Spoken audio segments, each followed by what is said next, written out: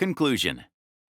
There's a lot to capture and understand when it comes to social media, so that you can use it to your benefit. Each company must create a strategy that is specific to its purpose. Your goals, message, and publishing calendars are not templates that can be downloaded. You can, however, get some templates to build these calendars and customize them to meet your brand and its audience's needs. So if you are a business that wants to get the word out and as many customers in as possible, this is the perfect tool for you to decode. What's more, you can grow a business just with your online presence at a fraction of the cost of what you would end up spending if you focused only on traditional techniques of marketing.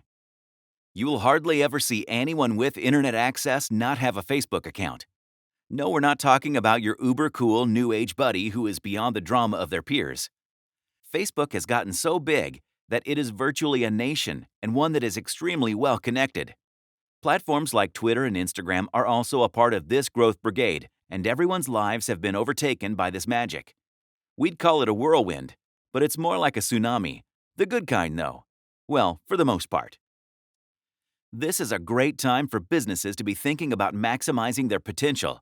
For one, you don't need to spend as much and would still be justified in expecting tangible results from this strand of marketing.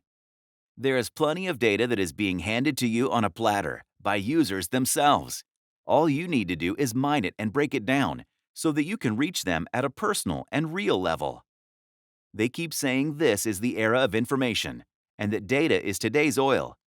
If you fail to miss that cue and make your mark, it is no one else's fault but yours and yours alone.